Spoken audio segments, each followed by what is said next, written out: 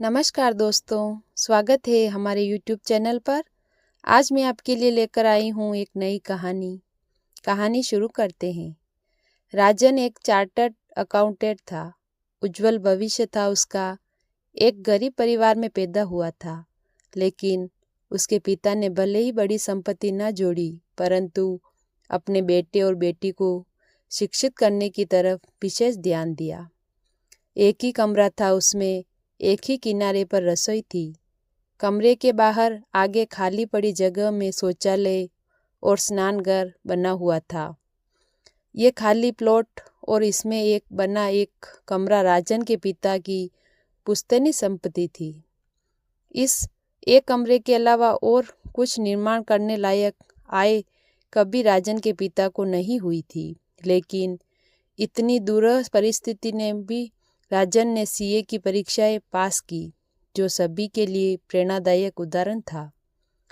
राजन ने अपनी किताबों के अलावा अन्य किसी बात का कभी ध्यान नहीं दिया था, जिसका असर यह था कि राजन हद से ज़्यादा सज्जन था।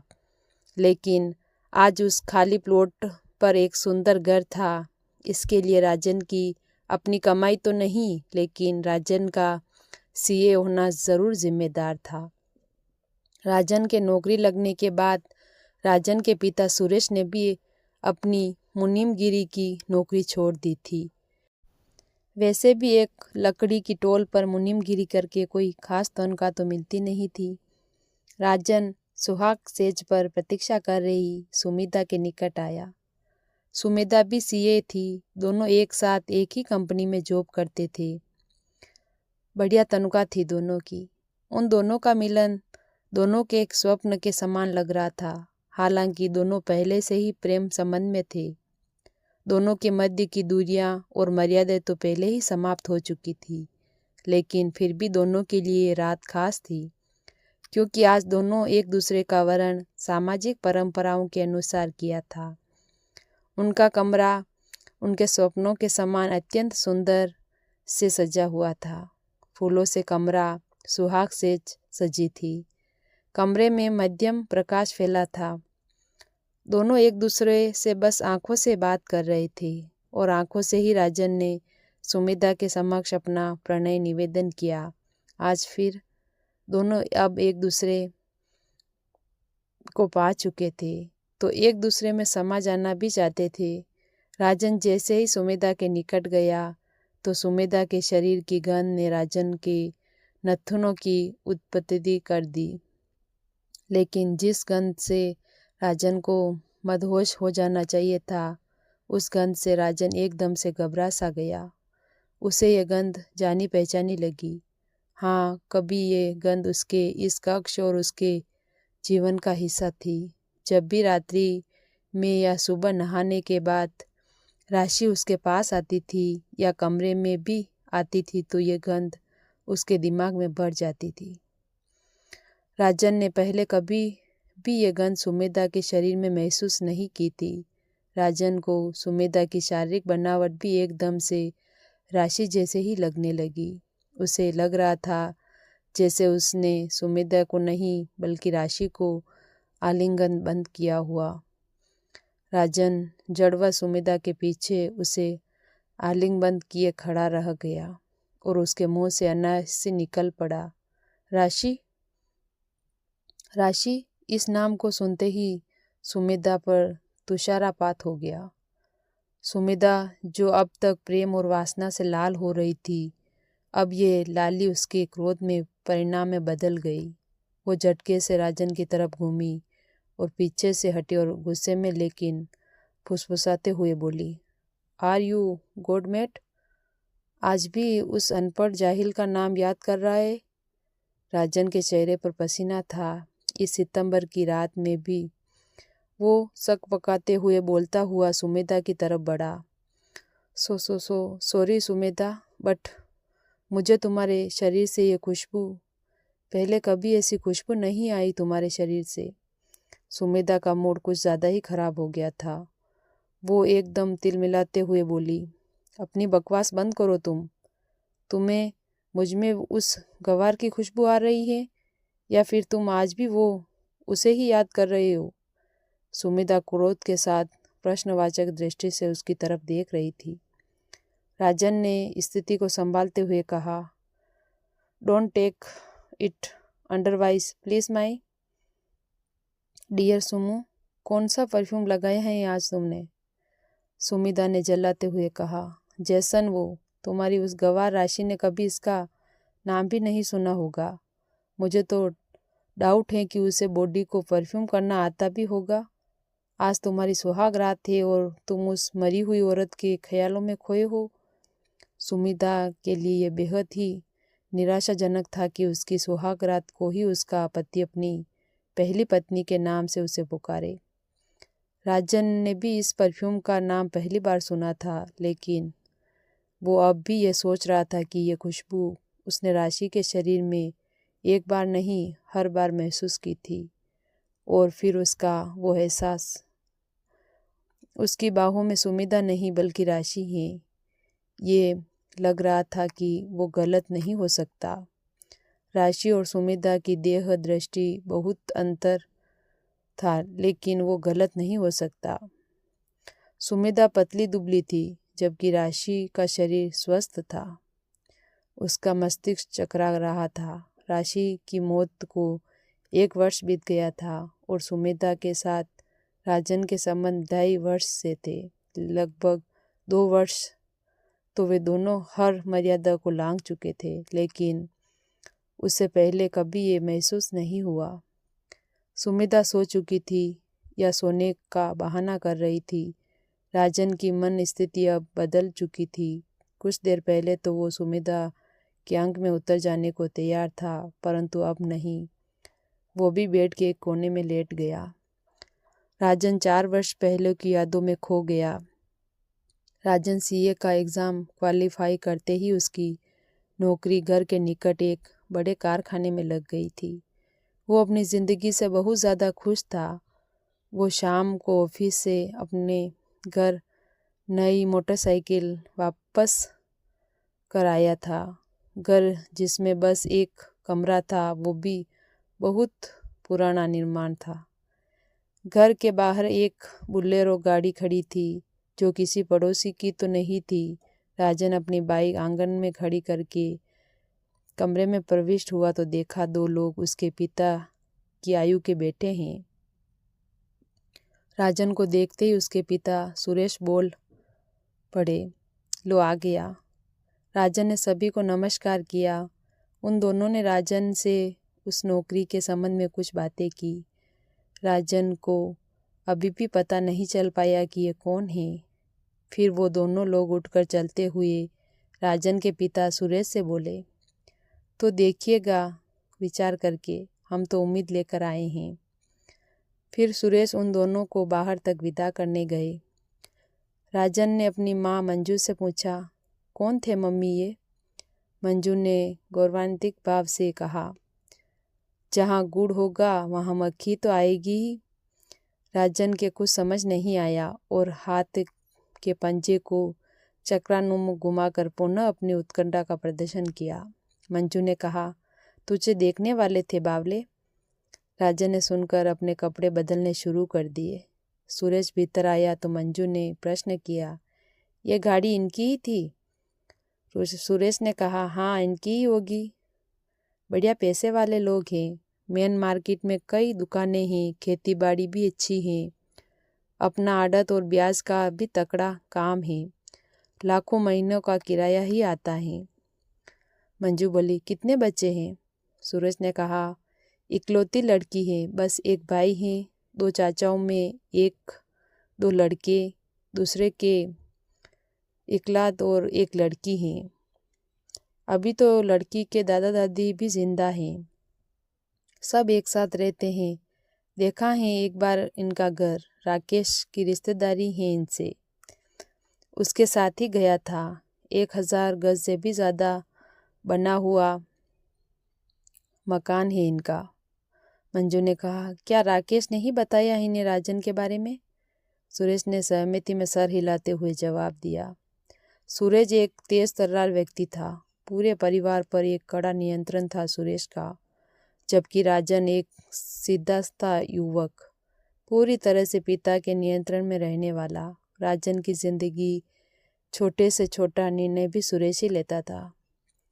मंजू ने निराशा के साथ कहा, लड़की तो ब्याह दिया क्योंकि दूसरे घर जाना था, पर बहू तो इस घर में ही आएगी, इस एक कोठे में कैसे रहेगी वो? सुरेश ने अपने चिरपचित शैली में कहा, तू चुप रह, मैं सब कर लूँगा। मंजू चुप हो गई। राजन को तो वैसे भी इस बात से कोई फर्क नहीं पड़ता था, क्योंकि क्या करना है ये सब निर्णय सुरेश को ही लेने थे। इस बात से आज तक राजन को कोई असुविधा भी नहीं हुई, बल्कि वो तो आदी था इस व्यवस्था का। वो अपने पिता के बिना एक छोटा सा निर्णय लेने में भी सक्षम नहीं था। उसे सब किताबी कीड़ा कहते थे। अपनी अतीत की यादों में खोए पता नहीं कब राजन को नींद आ गई और सुमेधा भी सो चुकी थी। सुबह राजन की आंख एक हल्की सी गुनगुनाहट से खुली, जब उसके कानों में मधुर स्वर लहर गुंजी, सजना है मुझे सजना के लिए। राजन के सामने राक्षसी साक्षात खड़ी थी, अपने उस चिर परिचित अंदाज में ही। गीले खुले बालों की नोक तक आ गई पानी की बूंदें मोतियों की तरह लग रही थी। ये गाना राशि अक्सर गुनगुनाया करती थी। राजन एकदम से हड़बड़ाकर उठ खड़ा हुआ। उसके चेहरे पर पसीना था और घबराहट। उसकी आंखें फटकर गोल हो गई थी। सुमेधा ने उसका कंधा जोर से झटकते हुए कहा, क्या हुआ राजन? राजन राजन, तुम ठीक तो हो? सुमेधा ने अपने नर्म हाथों से उसका चेहरा ले लिया और उसे अपनी छाती से लगाने की कोशिश की, लेकिन राजन ने झटक कर उसे अपने से अलग कर दिया। सीधा प्रश्न किया, कौन सा गाना गा रही थी तुम?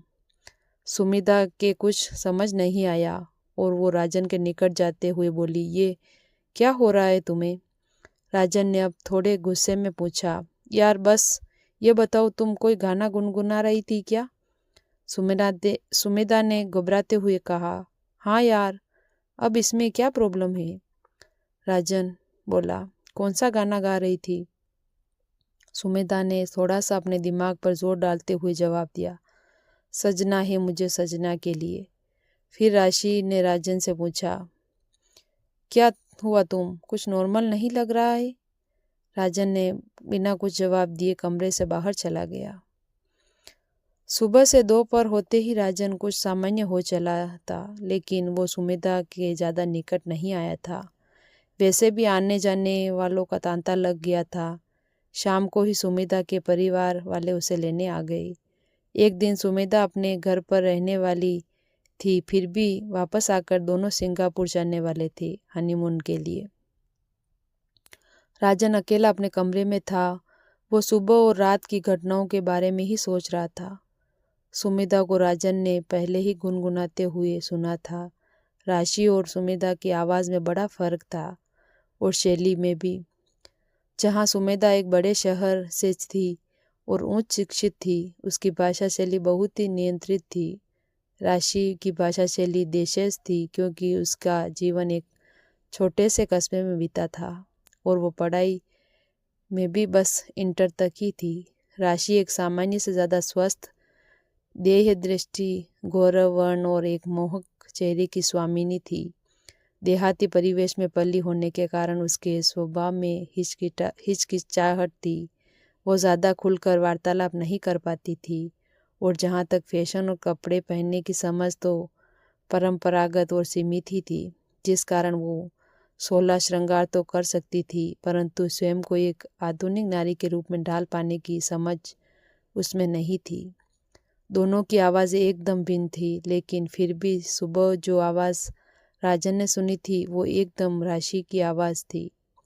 राशि की मौत के बाद 1 वर्ष तक राजन को कभी ये एहसास नहीं हुआ कि राशि कभी उसकी ज़िंदगी में थी, बल्कि शादी के बाद जैसे ही उसने जीवन में सुमेधा आई, तभी से राजन के लिए राशि महत्वहीन हो गई। राशि के जीवित रहते भी कभी राजन को उसकी उपस्थिति अपनी जिंदगी में महसूस नहीं होती थी। शादी के 1 वर्ष बाद ही राशि राजन के परिवार के लिए एक बोझ बन गई थी।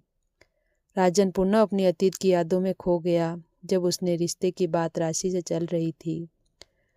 राशि के पिता ने सुरेश को भरोसा दिया था कि राशि उनकी अकेली लड़की है और वो उसके लिए राजन जैसा सज्जन लड़का तलाश रहे हैं। सुरेश भी उत्साहित था। उसके सीए पुत्र के कारण एक अमीर परिवार में उसकी रिश्तेदारी हो रही है। सुरेश के सामने बस एक ही समस्या थी, उसका एक कमरे का घर।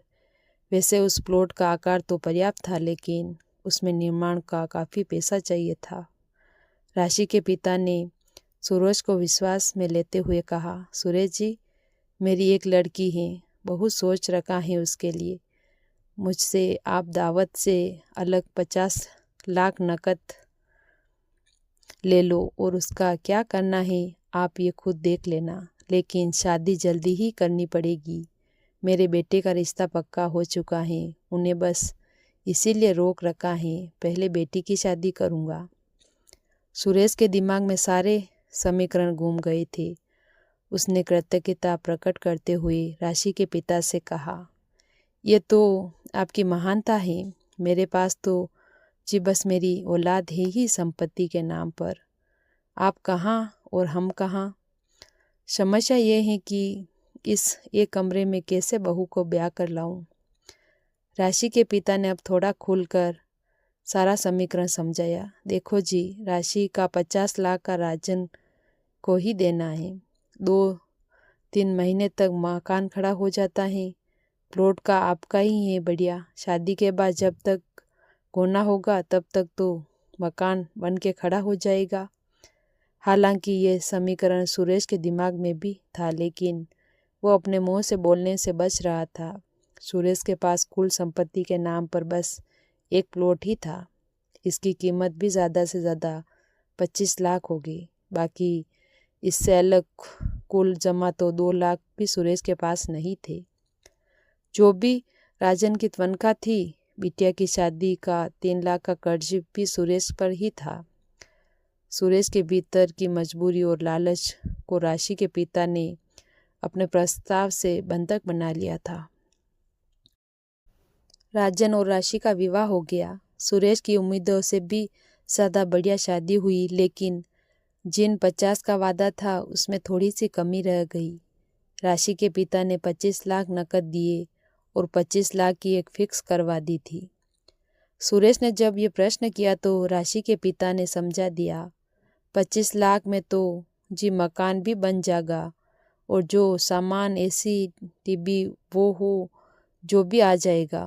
बाकी 25 लाख पहले से ही फिक्स थे, बीच में तोड़वा के आपका ही नुकसान होगा। आप मकान का काम छेड़ो, क्यों अपनी फिक्स तोड़ो। जो भी कुछ कमी रहेगी तो हम हैं। अब राजन आपका बेटा है तो मेरा भी बेटा ही है। सुरेश को ये बात सही लगी। वैसे भी राशि के पिता ने 25 लाख की फिक्स सुरेश को ही सौंप दी थी। शादी के बाद राजन की सुहाग रात नहीं मन सकी थी, क्योंकि एक ही कमरा था। राजन, जिसने कभी ब्लू फिल्म भी ढंग से नहीं देखी थी, उसके लिए ये एक बड़ी सज़ा के समान था। राशि अपने घर गई और पूरे 3 महीने बाद घोना होकर वापस आई, जब तक मकान बन चुका था। विवाह के 3 महीने बाद राजन और राशि का मिलन हुआ था। अपने अतीत की यादों में खोए हुए राजन की नींद आ गई। सुमेधा अपने घर से वापस आ गई। आज रात सुमेधा अपनी सुहाग को एक बार और विशेष बना देना चाहती थी। वैसे तो इन दोनों के मध्य शादी से पहले भी कुछ बचा नहीं था जो विशेष हो। राजन को सुमेधा के कमरे से बाहर भेजा और 30 मिनट बाद आने को कहा। 30 मिनट के बाद जब राजन कमरे में आया तो वो सुमेधा को देखता रह गया। सुमेधा, जो एक बेहद ही उत्तेजक लाल रंग की लॉन्जरी पहनी थी, उस पारदर्शक लॉन्जरी में सुमेधा के पतले शरीर की पुष्ट आभार और ज़्यादा उभर कर दिखाई दे रहे थे। राजन वैसे भी सुमेधा का दीवाना था, तो उसके इस रूप ने राजन को सम्मोहित कर दिया। राजन के भीतर एक बेसब्री सी जाग गई और उसने झटके से अपने सारे कपड़े उतारकर सुमेधा को अपने बाहों में भर लिया। दोनों एक दूसरे में समा जाने को आतुर थे। दोनों ने एक दूसरे के शरीर को अपने मोह के द्रव्य से सरोवर कर दिया था। राजन उत्तेजना के वशीभूत एकदम पागल सा हो चुका था। इस सब में राजन का बाजू सुमेधा के गर्दन तक आ गया और उसका दबाव इतना ज़्यादा हो गया कि सुमेधा का दम घुटने लगा। राजन सुमेधा के कानों को चूम रहा था और अपनी प्रणय यात्रा को तीव्रता से आगे बढ़ा रहा था। सुमेधा ने अपनी घुटी सी आवाज़ में राजन से कहा, मार कई दम लोगे क्या? मेरा गला दबा दिया तो तुमने तो। ये शब्द राजन के कानों में बिजली की तरह कौंध गए। वो ही आवाज़ और वो ही शब्द और वो ही भाषा शैली। उसने झटके से उठते हुए देखा तो कमरे के नाइट बल्ब की हल्की नीली रोशनी उसे अपनी आगोश में राशि दिखाई दी। वो झटके से पीछे हट गया। उसके मुंह से एक भयाक्रांत आवाज़ निकली, राशि। आज फिर सुमेधा के सपनों का प्रहार हो गया था। सुमेधा जल उठी थी। वो लगभग चीखते हुए बोली, तुम पागल हो चुके हो, अपना इलाज करवाओ, समझे? राजन एकदम से यथार्थ वापस आया। उसने सुमेधा के आगे हाथ जोड़ने की मुद्रा में कहा, प्लीज़ चिल्लाओ मत सुमो, पापा मम्मी जाग जाएंगे। सुमेधा एकदम से शांत हो गई और गुस्से में बोली, तुम क्या बक रहे हो? वो भी तो देखो। सुमेधा आज कुछ ज़्यादा ही अभद्रता पर उतर आई थी। राजन ने सुमेधा से कहा, तुमने क्या बोला था? वो कुछ ऐसा? मार कई दम लोगे क्या? सुमेधा ने अपने माथे पर हाथ रखते हुए कहा, अब यार, जब तुम मेरा गला दबाओगे तो कुछ कहूँगी ना यार, फिर मर जाऊं। You are such a damp dump. Rajan ने गुस्से में कहा, मेरा हाथ तुम्हारे गले पर नहीं था और इतने देशी अंदाज में तुम बात नहीं करती। सुमेधा ने कहा, मैं झूठ बोल रही हूँ क्या? मैं तुम्हारी तरह बेवकूफ़ नहीं हूँ, समझे?